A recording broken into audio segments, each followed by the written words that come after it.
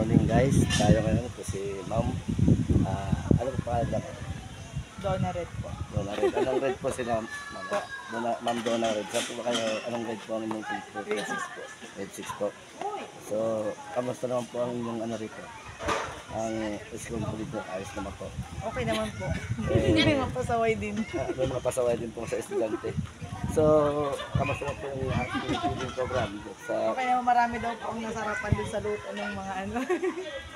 Pina-enjoy mga nakalimang balik ata po yung mga yan. mga ilang beses na po bang karoon dito ng feeding program? Hindi ko po alam nung before na wala ako. Pero ngayon parang marami-rami na rin po. Marami na kaya saan lang dito nag-feeding. Parang mga iba ba yun? Mga parang ganyan din po sa inyo.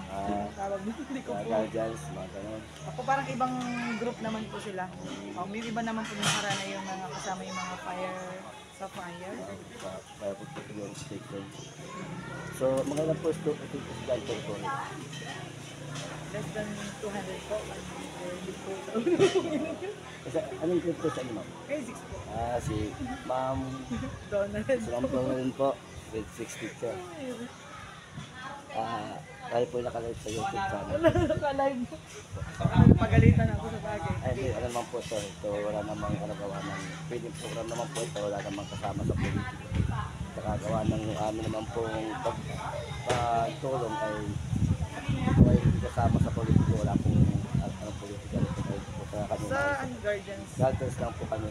Ito po ay contribution ng lahat ng member. Sa panguha ng aming chairman, si Chairman Charlie RS23. Kaya namin nabubuot ng lahat ng aming na feeding program. So para po sa mga ano po ito, tulong na bukal sa puso. Para naman madaman ng mamamayan natin na meron pa mga taong hanggang tumulong nang hindi nangangailangan ng anumang kapalit. So kami po yun, galing pa kami sa San Pablo City, nakarating dito. Kami po din yung nag-medical mission ng last year. Dito po sa barangay ng Timbo. Pero first time niyo po mag-feeding? Po, feeding po, first time. Sa last year, kami ay medical mission ng doon. Siguro mga next month baka mga medical mission ulit ito po. So, mga kamusta po, nakatikim po ba kayo ng ilang ano po masasabi nyo sa kaso? Very good po. So, ganun po ma'am. Maraming salamat po kay Ma'am Donna sa grade 6 sa teacher. So ma'am, maraming salamat po. Maraming salamat po. Nag-ano na po kayo doon? Apo na doon. So, ikot mo muna kayo dito sa iba pang school nila para yung makita. Ayun, maluwag ang kanilang